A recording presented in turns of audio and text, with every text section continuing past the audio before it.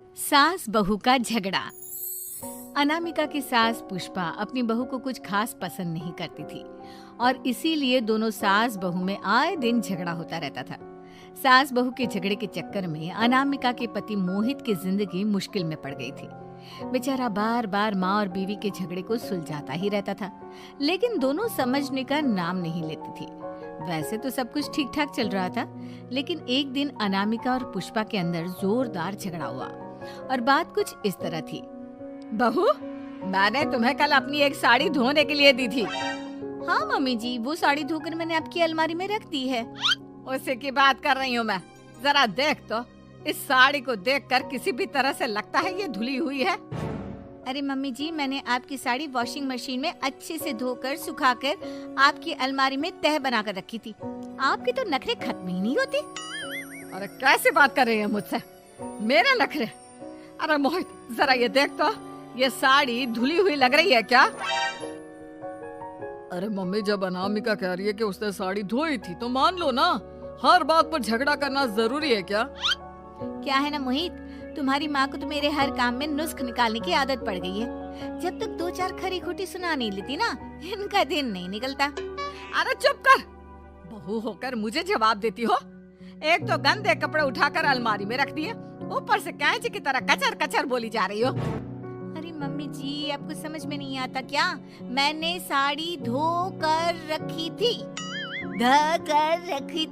तो फिर इतनी गंदी क्यों लग रही है? अब मुझे क्या पता मम्मी जी, आप इस पर इस तरह तेल और घी की चिकनाई के दाग लगाकर लाएंगी तो ये मेरी जिम्मेदारी थोड़ी ना है।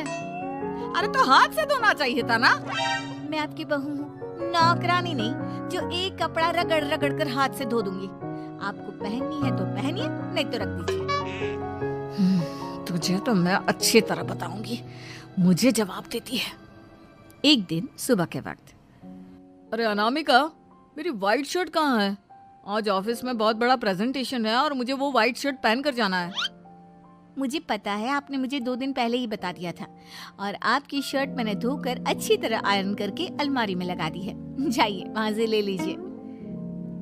अनामिका, ये तुमने क्या किया? ये देखो, शर्ट पर लिपस्टिक का दाग लगा हुआ है और ये तो एक जगह से जल भी गई है।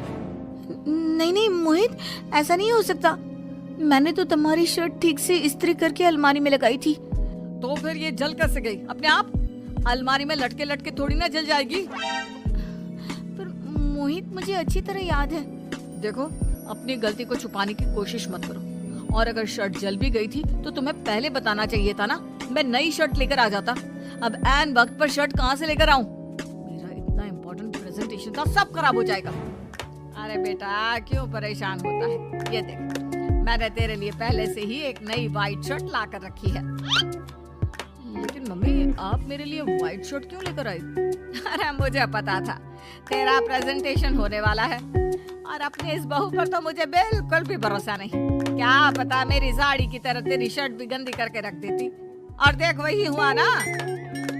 बेटा, सारी टेंशन छोड़ और ये नई शर्ट पहन कर जा।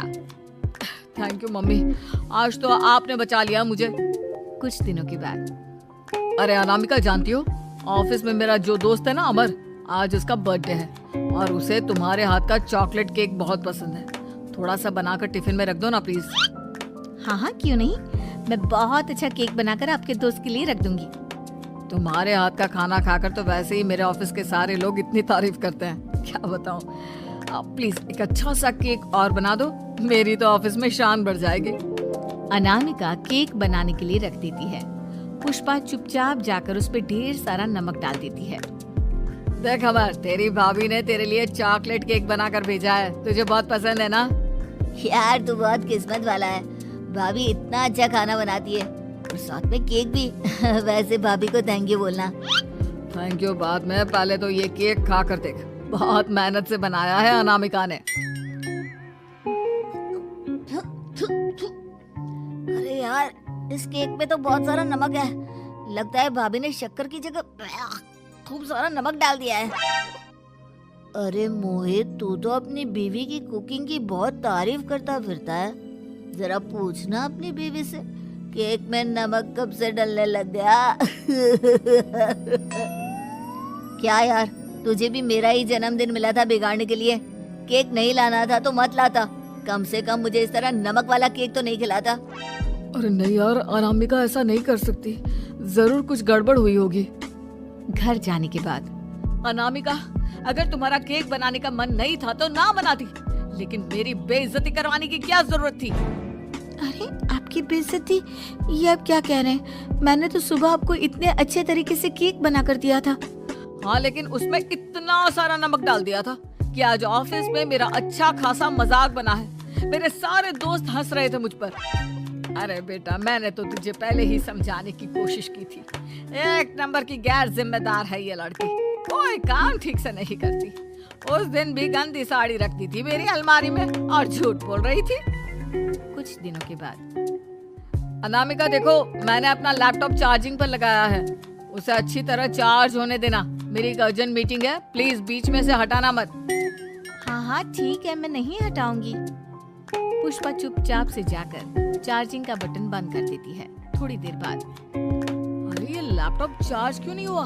और ये बटन किसने ऑफ कर दिया? अनामिका इधर आओ। क्या हुआ? क्यों चिल्ला रहे इतना? अनामिका, मैंने तुमसे कहा था ना, मेरा लैपटॉप चार्जिंग पर लगा हुआ है, मेरी अर्जेंट मीटिंग है।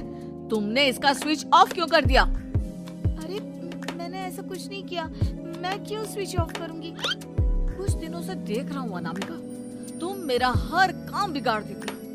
देखो ये अच्छी आदत नहीं, कम से कम तुम्हें इस बात का तो ध्यान रखना चाहिए था कि मेरी कितनी इम्पोर्टेंट मीटिंग थी। अब क्या करूंगा मैं? आई एम सॉरी मोहित, लेकिन सच में मैंने जानबूझकर कुछ नहीं किया। अगर जानबूझकर नहीं किया तो क्या सब कुछ अपने आप हो जाता है? कभी मेरी शर्ट जल जाती है, कभी केक में नमक डल जाता है। आप मेरी बात क्यों नहीं सुनते? मैंने जानबूझकर कुछ नहीं किया। फिर से वही बात। अरे कितनी बार तुम्हें समझा चुका हूँ, इस तरह मेरा काम बार बार मत बिगाड़ा करो। तुम जानती हो मुझे कितनी प्रॉब्लम होती है। ऑफिस में तो पहले ही बेइज्जती करा चुकी हो और अब ये मीटिंग, ये भी मेरे हाथ से निकल गई। अनामिका की समझ में कुछ नहीं आता कि आखिर उसके साथ ये सब क्या हो रहा था और क्यों हो रहा था। फिर कुछ दिनों के बाद मोहित अपने ऑफिस से कुछ फाइल लेकर घर आता है। अनामिका, ये कुछ फाइलें हैं, इन्हें संभाल कर रख दो और प्लीज इस बार ध्यान से, कोई गड़बड़ी नहीं होनी चाहिए। नहीं मोहित, कोई गड़बड़ी नहीं होगी। मैं सारी फाइल्स अलमारी में लॉक करके रखूंगी और चाबी अपने पास रखूंगी। अनामिका, जरा अलमारी की चाबी तो देना। क्यों मम्मी जी, आपको क्या काम है?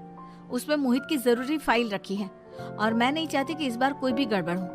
पता नहीं कुछ दिनों से हर काम खराब हो जाता है। अरे मुझे उसमें से पैसे निकालने हैं और उसके बाद ले लेना अपनी चाबी। मैं खा नहीं जाऊंगी तुम्हारे पति की फाइल। अनामिका को अपनी सास पर शक होता है। चाबी देने के बाद वो चुपचाप छुपकर अपनी सास की हरकत देखती है।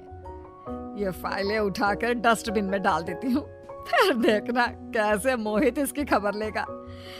इस बार तो छोड़ेगा नहीं इसे। वैसे भी पहले मैंने जो कुछ भी किया है उसकी वजह से अच्छी खासी डांट पड़ी है, मजा आ जाएगा। अच्छा तो ये बात है, सारा काम मम्मी जी बिगाड़ देती हैं, वो भी इसलिए क्योंकि मेरा उनसे झगड़ा हो गया है। सास के जाने के बाद अनामिका मोहित को बुलाकर लाती है। क्या हुआ अनामिका, क्या दिखाना है? ये देखिए, आपकी फाइल डस्टबिन में पड़ी हुई है। इसीलिए तो कहा था संभाल कर रखना, और तुमने उठाकर ये फाइल डस्टबिन में डाल दी। मैंने नहीं, तुम्हारी मम्मी ने डाली है, मुझसे बदला लेने के लिए, ताकि तुम मुझे डांटो। और अगर मैंने डाली होती तो मैं तुम्हें दिखाने के लिए बुलाकर तो नहीं लाती ना। सही कह रही हो, मैं अभी मम्मी से जाकर बात करता हूँ। थोड़ी देर बाद, मम्मी सच सच बताइए, मेरी फाइल अलमारी में से निकालकर डस्टबिन में आपने डाली थी ना? अरे अपनी माँ पर इल्जाम लगाता है, शर्म नहीं आती तुझे? मैं इल्जाम नहीं लगा रहा हूँ मम्मी, जो सच है वही पूछ रहा हूँ। अब जल्दी से बताइए आपने ऐसा क्यों किया? अरे तो क्या करती, तेरी बीवी मुझसे झगड़ा करती है, उल्टे सीधे जवाब देती है, मुझे उससे बदला लेना था। अरे मम्मी, लेकिन आप दोनों के झगड़े के चक्कर में मेरा कितना नुकसान हुआ है, ये कभी सोचा आपने? मम्मी जी, अगर आपका बदला पूरा हो गया हो तो आइंदा ऐसी कोई हरकत मत करना, क्योंकि अब आपकी सच्चाई हमारे सामने आ चुकी है। यह तो वक्त ही बताएगा मैं क्या करूंगी और क्या नहीं। मम्मी जी, कहा ना आप ऐसा कुछ नहीं करेंगी। अरे मेरी जो मर्जी आएगी वो मैं करूंगी। मेरा सर घूम रहा है, सास बहू के झगड़े में मेरी जिंदगी का तो कचरा हो गया है, कचरा।